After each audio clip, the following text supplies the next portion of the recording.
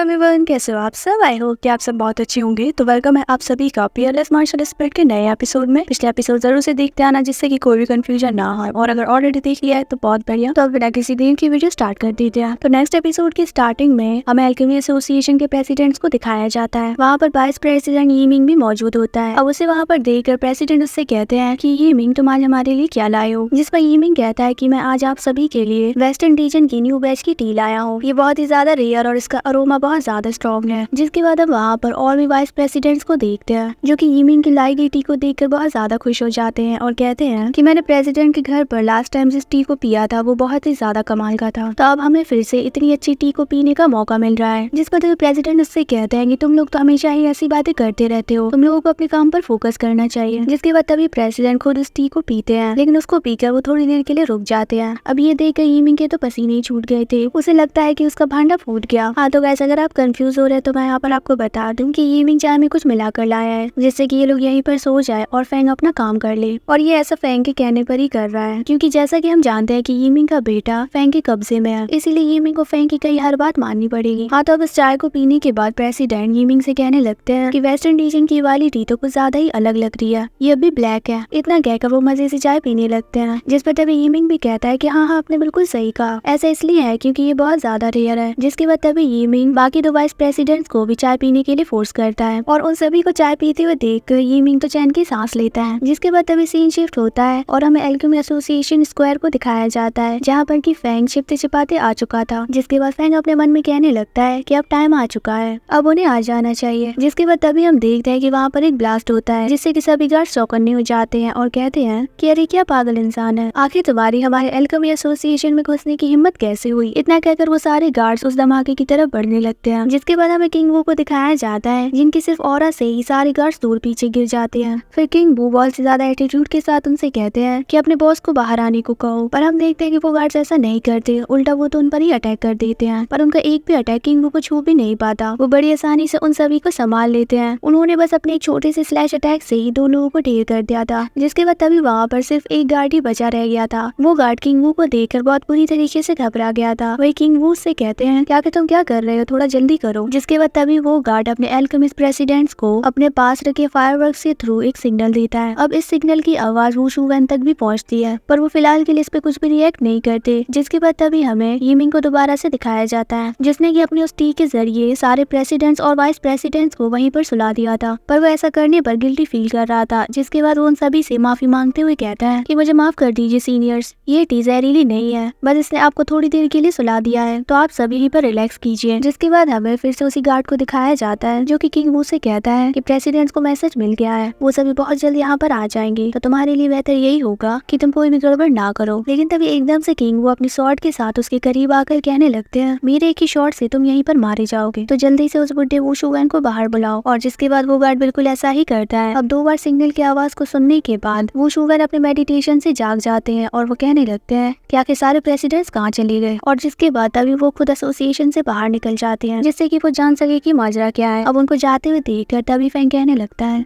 तो आखिरकार मुझे मौका मिल ही गया, और इतना कहकर वो टावर में एंटर कर जाता है। वहीं दूसरी तरफ हम देखते हैं कि वो शुवेन डायरेक्टली किंग वू पर हमला कर देते हैं, पर हम देखते हैं कि लास्ट मोमेंट पर किंग वू ने अपने आप को बचा लिया था। जिसके बाद तभी वो शुवेन को सामने देखकर किंग वू से कहने लगते हैं कि तो आखिरकार तुम सामने आ ही गए। और इतना कहते ही किंग वू अपनी कंबाइन स्वॉर्ड से उन पर हमला कर देते हैं। लेकिन तभी वो शुवेन उनके अटैक को ब्लॉक करते हुए उनसे कहता है कि तुम्हारी कंबाइन स्वॉर्ड तो बहुत अच्छी है, लेकिन शायद ये मुझे रोकने के लिए काफी नहीं। जिसके बाद तभी सीन शिफ्ट होता है और हम फेंग को देखते हैं जो कि अल्केमी एसोसिएशन में आ चुका होता है। फेंग उस जगह को अच्छे से देखने लगता है और जिउडिंग हुआन यांग पिल को ढूंढने लगता है। और फिर तभी एकदम से फेंग को सेंट्रल टेबल पर जिउडिंग हुआन यांग पिल दिख जाती है, जिसे देखकर वो बहुत ज्यादा हैरान था। फिर फेंग उस पिल को लेने के लिए बढ़ता है, पर तभी वहाँ पर ईविल फेंग आकर उससे कहने लगता है कि फेंग तुम्हें केयरफुल रहना चाहिए, यहाँ पर इतना खास ट्रेजर होने के बावजूद एक भी गार्ड नहीं है। तुम्हें नहीं लगता कि ये अजीब है, तुम्हें ये पिल इतनी आसानी से कैसे मिल सकता है। डेफिनेटली यहाँ पर कोई ना कोई एजेंसी जरूर होगी, तुम यहीं पर रुको, मैं इसको जरूर ढूंढ लूंगा। इतना कहकर इविल फैंग इधर उधर ढूंढने लगता है, पर वही दूसरी तरफ फैंग तो उसकी एक भी बात नहीं सुनता। वो आगे बढ़कर उस ज्यूतिंग हुआन यांग पिल को लेने के लिए अपना हाथ बढ़ाने लगता है और ये देखकर इविल फैंग फैंग से कहने लगता है कि जरा ध्यान से। जिसके बाद तभी वहाँ पर बहुत सारी रोशनी निकलने लगती है, लेकिन फॉर्चुनेटली कुछ भी बुरा नहीं होता है। और फिर हम देखते हैं कि वो ज्यूतिंग हुआन यांग पिल खुद ही फैंग के पास आ गई थी। अब ये देखकर इविल फैंग कहने लगता है कि यार ये तो इतना ज्यादा आसान था। जिसके बाद तभी फैंग उससे कहता है कि चलो जल्दी यहाँ से निकलते हैं। जिसके बाद सीन शिफ्ट होता है और हमें किंग वू और वुशु वैन को दिखाया जाता है, जहाँ पर कि उन दोनों में बहुत ही अच्छी फाइट हो रही थी। किंग वू अपनी स्वॉर्ड स्किल से वुशु वैन को बहुत अच्छी टक्कर दे रहे होते हैं, पर तभी फाइट के दौरान वुशु वैन ये जान जाता है कि अल्केमी एसोसिएशन में से किसी ने ज्यूतिंग हुआन यांग पिल को चुरा लिया है। ये देखकर तभी वुशु वैन कहने लगता है कि अरे नहीं, ये तो बुरा हुआ। जिसके बाद तभी वो एसोसिएशन टावर की तरफ बढ़ने लगता है। अब उसको ऐसे भागते हुए देखकर किंग वू उससे कहने लगते हैं कि अच्छा तो तुम भागना चाहते हो, लेकिन मैंने तो तुम्हें इजाजत नहीं दी। और इतना कहकर वो भी उसके पीछे भागने लगते हैं। किंग वू को अपने पीछे आते हुए देखकर वुशु वैन उससे कहता है कि आज के लिए मेरे पास तुम्हारे साथ खेलने के लिए टाइम नहीं है। और फिर इसके बाद वुशु वैन अपने इविल क्लाउड्स का यूज करके वहाँ से निकल जाता है। अब उन क्लाउड्स की वजह से किंग वो कुछ भी देख नहीं पाते। जिसके बाद तभी वो अपनी स्वॉर्ड का यूज करके उन सारे क्लाउड्स को डिस्ट्रॉय कर देते हैं, पर तब तक वुशु वैन वहाँ से निकल गया था। और ये देखकर किंग वो कहने लगते हैं कि चैन फैंग अब सब कुछ तुम पर है। जिसके बाद हमें फैंग को ही दिखाया जाता है जो कि अपनी स्पिरिचुअल गिफ्ट का यूज करके बहुत ही तेजी से वहाँ से निकल रहा था। पर तभी एकदम से उसके पीछे वुशु वैन भी आ जाते हैं जो कि उसका पीछा कर रहे थे। वो चिल्लाते हुए फैंग से कहते हैं कि मुझे मेरी ज्यूतिंग हुआन यांग पिल वापस करो। अब उन्हें अपने पीछे देखकर फैंग कहने लगता है कि अरे मैं तो बहुत जल्दी पकड़ा गया,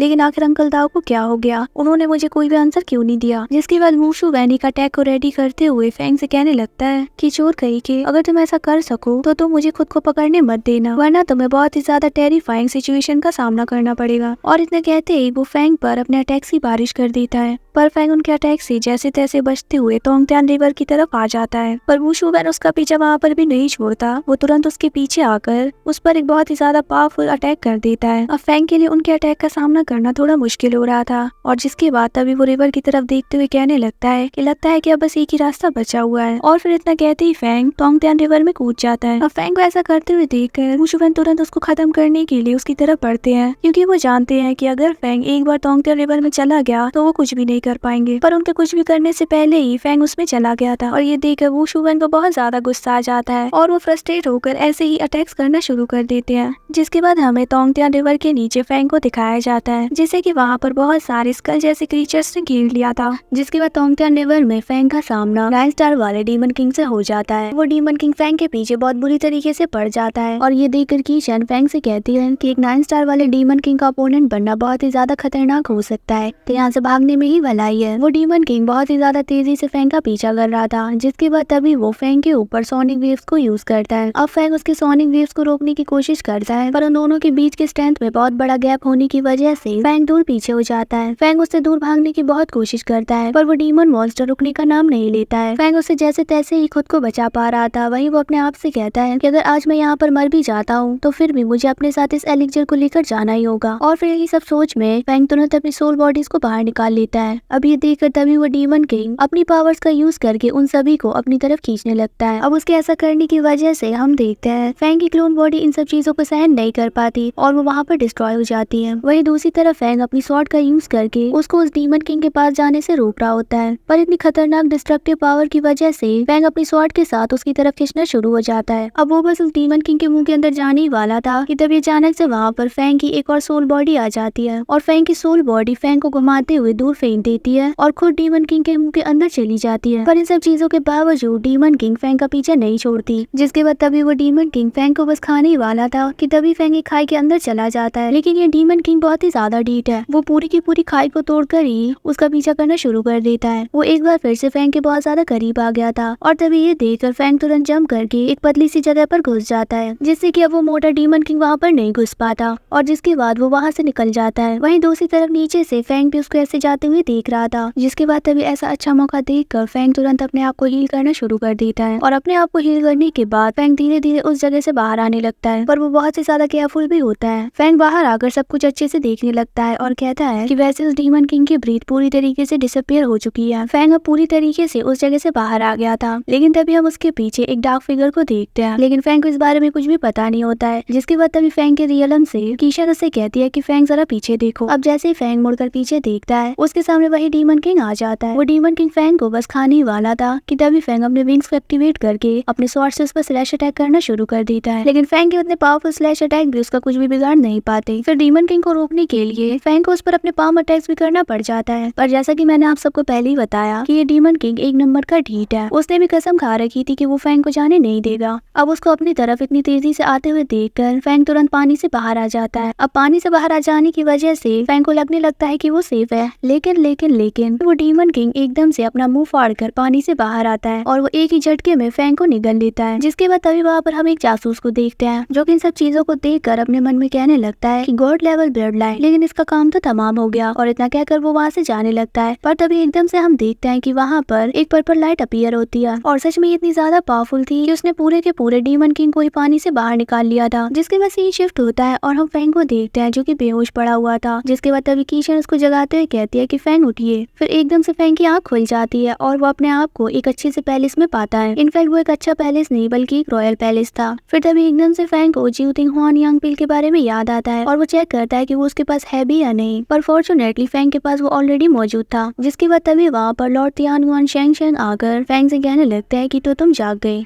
अब लॉर्ड तियानुआन को देखकर कीशन फैंग से कहने लगती है कि आपको इनके सामने नील डाउन करना चाहिए। कीशन फैंग को ऐसा इसलिए करने को कहती है क्योंकि वो सिर्फ उनको ग्रीट कर रहा था, पर तभी लॉर्ड तियानुआन खुद ही कहते हैं कि नील डाउन होने की जरूरत नहीं, तुम खड़े ही ठीक हो। जिसके बाद तभी फैंग लॉर्ड का शुक्रिया अदा करते हुए कहता है कि मैजेस्टी आपका बहुत बहुत शुक्रिया कि आपने मुझे तियानटांग रिवर के इतने बड़े डिजास्टर से बचा लिया। जिस पर तभी लॉर्ड तियानुआन फैंग से कहते हैं कि तुम सच में बहुत ज्यादा बहादुर हो, तुम समुद्र पार करके यहाँ पर आए, साथ ही तुमने माउंटेन्स पर मौजूद टाइगर को भी अपने साथ शामिल कर लिया। तो गाइस मैं यहाँ पर आपको बता दूं कि यहाँ पर टाइगर वर्ड से मतलब किंग वू से है। जिसके बाद तभी लॉर्ड तियानुआन फैंग के करीब आकर कहने लगते हैं कि तुम्हारा ये सब करने के पीछे का रीजन क्या है। जिस पर फैंग उन्हें रिस्पेक्ट देते हुए कहता है कि ये सारी चीजें मेरे पर्सनल प्लान है और इन सब चीजों से दूसरों का कोई भी लेना देना नहीं है, तो अगर आप पनिशमेंट देना चाहते हैं तो आप सिर्फ मुझे ही दीजिए। अब फैंग की इस बात को सुनकर तो लॉर्ड हंसने लगते हैं और वो कहते हैं कि बहुत बढ़िया। जिसके बाद लॉर्ड तियानुआन फैंग को सजेशन देते हुए कहते हैं कि याद रखो कि तुम और भी ज्यादा होशियार हो सकते थे, लेकिन कुछ भी ऐसा मत करना जो कि नेचर के लिए हार्मफुल हो। जिस पर तभी फैंग भी एग्री करते हुए कहता है कि हाँ मैं ये हमेशा अपने दिमाग में रखूंगा। फिर लॉर्ड तियानुआन कहते हैं कि इस आदमी को भी अपने साथ ले जाओ। इतना कहकर तभी वहाँ पर अंकल दाओ को ले आते हैं। जिसके बाद अंकल दाओ फैंग को वहाँ पर देखकर बहुत ज्यादा खुश हो जाते हैं और पूछते हैं कि क्या तुम्हें एलिक्जर मिला। जिस पर फैंग कहता है कि हाँ मुझे मिल गया है, तो जल्दी चलिए यहाँ से चलते हैं। जिसके बाद लॉर्ड तियानुआन उन दोनों से ही कहते हैं कि हाँ तो अब तुम दोनों मेरे पैलेस से जा सकते हो, लेकिन दोबारा से लापरवाही मत करना। जिस पर वो दोनों भी लॉर्ड तियानुआन से इसके लिए माफी मांगते हैं और वहाँ से चले जाते हैं। जिसके बाद तभी सीन शिफ्ट होता है और हम हान्यूनीर को देखते हैं जिसकी हालत पहले से ज्यादा खराब हो गई थी। वही ब्रदर दाई एक हीलिंग फॉर्मेशन का यूज करके उसको हील करने की कोशिश करते हैं, पर तभी अचानक से वहाँ पर फैंग आ जाता है और वो हान्यूनीर के पास आकर कहने लगता है कि हान्यूनीर देखो मैं वापस आ गया। जिसके बाद तुरंत फैंग उस एलेक्जर को बाहर निकालता है और वो उसे हान्यूनीर को खिलाते हुए कहता है कि हान्यूनीर मैं तुम्हें खुद से दूर जाने कभी नहीं दूंगा। अब उस पिल को खाने के बाद हम देखते हैं हान्यूनीर हवा में जाने लगती है और उसके अंदर से सारी इम्प्योरिटीज बाहर आना शुरू हो जाती है। अब जैसे जैसे हान्यूनीर उस पिल को एब्जॉर्ब करती है तो उसकी बॉडी पहले से ज्यादा इम्प्रूव होना शुरू हो गई थी। वो जियोतिंग हुआन यांग पिल हान्यूनीर के अंदर समा जाती है। जिसके बाद हान्यूनीर अपनी आंखें खोलती है और हम देखते हैं कि उसकी मिरर पावर पहले से ज्यादा पावरफुल हो जाती है। जब ऐसा सब हो रहा था तो वहाँ का मौसम बहुत ही ज्यादा खूबसूरत हो जाता है। वहाँ पर हर जगह गुलाब के पत्ते बिखरे हुए थे। जिसके बाद हमें हान्यूनीर बहुत ही ज्यादा खूबसूरती से अपने आसपास रोज पेटल्स को इकट्ठा कर लेती है। फैंग तो ये सब बहुत ही ज्यादा ध्यान से देख रहा होता है। उन रोज पेटल्स ने हान्यूनीर को पूरी तरीके से कवर कर लिया था। फिर थोड़ी देर बाद वहाँ पर एक सफेद रोशनी निकलती है और हम देखते हैं कि इससे हान्यूनीर का अपीयरेंस बिल्कुल ही चेंज हो गया था। जहाँ पर उसके बाल, कपड़े वगैरह सब कुछ चेंज हो गया था और ऐसा सब जियोतिंग हुआन यांग पिल की वजह से ही हुआ था। जिसके बाद हमें ये पता चलता है कि हान्यूनीर अब 8 स्टार मार्शल किंग बन चुकी है। उसका नया लुक बहुत ही ज्यादा ब्यूटीफुल था और फैंग तो उसको बस देखते ही रह जाता है। जिसके बाद हान्यूनीर फैंग को अपने पास बुलाती है और जिसके बाद वो फैंग को हक कर लेती है। फिर वो दोनों ही नीचे जमीन पर आ जाते हैं, पर तभी अचानक से हान्यूनीर को चक्कर आ जाता है। जिसके बाद तभी फैंग उससे पूछता है कि वो मेडिसिन बहुत ज्यादा स्ट्रॉन्ग था तो क्या तुम उसकी वजह से अनकंफर्टेबल हो गई हो। जिस पर हान्यूनीर नाम में सर हिलाती है। फैंग उससे बार बार यही सब चीजें पूछ रहा था पर वो मना करती जाती है। जिसके बाद तभी अचानक से वो फैंग का हाथ पकड़कर उसको जोर से गले लगा लेती है। उनको ऐसा करते हुए देखकर फैंग के रियलम में मौजूद ईविल फैंग कहने लगता है कि हाँ तो अब अच्छा शो शुरू होने वाला है। जिस पर तभी कीशन उस पर चिल्लाते हुए कहती है कि ये सब मत देखो बच्चे, बच्चे। जिसके बाद हानि ने रोते हुए फैंग से कहने लगती है कि मैंने सोचा था कि मैं दोबारा से तुम्हें कभी भी नहीं देख पाऊंगी फैंग। जिस पर तभी फैंग भी उससे कहता है कि तो फिर तो तुम मुझे और भी ज्यादा जोर से पकड़ो, वरना कहीं सच में ही हम दोनों एक दूसरे को फिर से ना देख पाए। ये सुनते ही हानि ने ऐसा ही करती है और वो और भी ज्यादा जोरों से फैंग को पकड़ लेती है। फिर तभी फैंग उससे आगे कहता है तुम चेंज हो गई हो और पहले से ज्यादा खूबसूरत भी हो गई हो। जिसके बाद तभी फैंग और हानि नीर एक दूसरे को किस करने ही वाले थे कि तभी फिर से हानि नीर को चक्कर आने शुरू हो जाते हैं। अब उसके साथ ऐसा होते हुए देखकर फैंग कहने लगता है कि शायद होम मेडिसिन बहुत ही ज्यादा स्ट्रॉन्ग है, इसीलिए ही ऐसा हो रहा है। जिसके बाद फैंग अंकल दाओ को ब्रेक थ्रू एलेक्जर देते हुए कहता है कि माफ करना अंकल दाओ, मैं आपको परेशान कर रहा हूँ, लेकिन क्या आप इस एलेक्जर को किंगवू को दे सकते हैं। जिस पर तभी अंकल दाओ कहते हैं कि ठीक है, जैसा आप कहिए यंग मास्टर, और इतना कहकर अंकल दाओ वहाँ से चले जाते हैं। जिसके बाद तभी फैंग और हानि नीर को देखकर ब्रदर दाई वहाँ से जाते हुए कहने लगते हैं कि अब हानि नीर की सोच पूरी तरीके से सेटल हो चुकी है, तो तुम्हें ज्यादा चिंता नहीं करना चाहिए। और इतना कहकर वो भी वहाँ से चले जाते हैं। अब उन दोनों के चले जाने के बाद फैंग हानि नीर से कहता है कि वो लोग चले गए। जिसके बाद हमें दिखाया जाता है कि वो दोनों एक दूसरे के बहुत करीब आ जाते हैं। साथ ही फैंग ने वहाँ पर एक फॉर्मेशन भी एक्टिवेट कर दिया होता है जिससे कि उन्हें कोई भी डिस्टर्ब ना करे। फिर सुबह से रात हो जाती है। जिसके बाद हमें फैंग को दिखाया जाता है जो कि हानि नीर की तरह ही अपना अपीयरेंस चेंज कर लेता है और उसका न्यू अपीयरेंस भी बहुत ही ज्यादा कूल है। वो बहुत ही ज्यादा स्टाइल से अपनी पावरफुल ऑरा को रिलीज करता है और फिर हमें पता चलता है कि फैंग 7 स्टार मार्शल किंग बन गया है। जिसके बाद हानि नीर फैंग के करीब आती है। वही फैंग हानि नीर का हाथ पकड़कर कहने लगता है कि 20 कंपटीशन के ओवर होने तक का वेट करो, उसके बाद हम। पर तभी एकदम से वहाँ पर सेकंड एल्डर आ जाते हैं और वो फैंग से कहने लगते हैं कि अरे वाह बहुत बढ़िया, क्या 7 स्टार मार्शल किंग है, तुम दोनों तो बहुत तेजी से इम्प्रूव हो रहे हो, क्या तुमने किसी कंपेनियन मेथड को यूज किया है। अब सेकंड एल्डर को वहाँ पर देखकर वो दोनों ही उनको ग्रीट करते हैं। जिसके बाद सेकंड एल्डर यूं हंसते हुए कहने लगते हैं कि मैं कह सकता हूँ कि तुम दोनों की अपर लिमिट्स इससे भी आगे हैं। अब उनकी बातों को सुनने के बाद फैंग अपने मन में कहने लगता है कि हाँ बिल्कुल सही कहा, मैं अपने आप को इम्प्रूव करूंगा और आगे भी ब्रेक थ्रू करते जाऊंगा। क्रेजी टाइप के एंसेस्टर लाओ ज़ू ने मेरी हानि नीर के साथ जो कुछ भी किया, मैं ऐसा कुछ दोबारा से उसको एक्सपीरियंस नहीं करने दूंगा। जिसके बाद फैंग सेकंड एल्डर यू से पूछने लगता है कि एल्डर यू भी इस कंपटीशन शुरू होने वाला है, तो क्या आप इसके लिए यहाँ पर आए हैं। जिस पर तभी एल्डर यू थोड़ा सोचते हुए कहने लगते हैं कि इस बार का टाइम अनयूजुअल है। तोंगतियान हानुओई की रिसोर्सेज लिमिटेड है और इस साल डीमन किंग डीमन बीस्ट को ह्यूमंस पर अटैक करने के लिए लीड करेगी। वो खुद जिंदा रहने के लिए लोगों को खा जाएंगे, तो हमारी साइड को प्रोटेक्ट करने के लिए अकेडमी ने तोंगतियान रिवर के चारों तरफ डिफेंस लाइन क्रिएट कर दी है। इस साल मॉन्स्टर्स की स्ट्रेंथ पिछले 10 सालों के कंपैरिजन में पीक पर पहुंच जाएगी। कल इतने पावरफुल मॉन्स्टर लिन ही रीफ पर हमला करेंगे और सबसे ज्यादा पावरफुल डिसाइपल जो कि उनका सामना कर सकता है उसका नाम लियाओ वूजी है।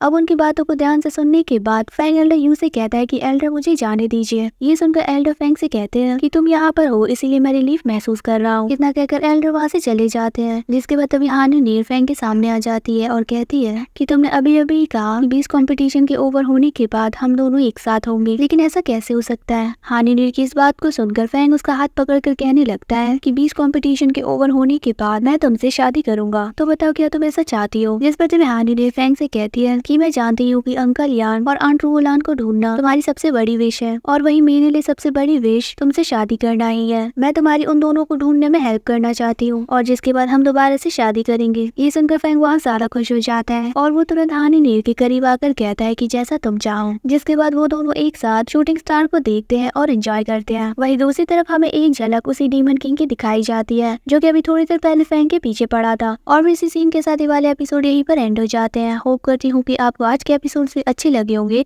साथ ही मेरी एक्सप्लेनेशन भी। अगर हाँ तो वीडियो को लाइक और अगर चैनल पर नए हैं तो सब्सक्राइब जरूर से करते जाना। हाँ जी, तो बहुत ही जल्द मिलता है एक और नई वीडियो में। Bye bye.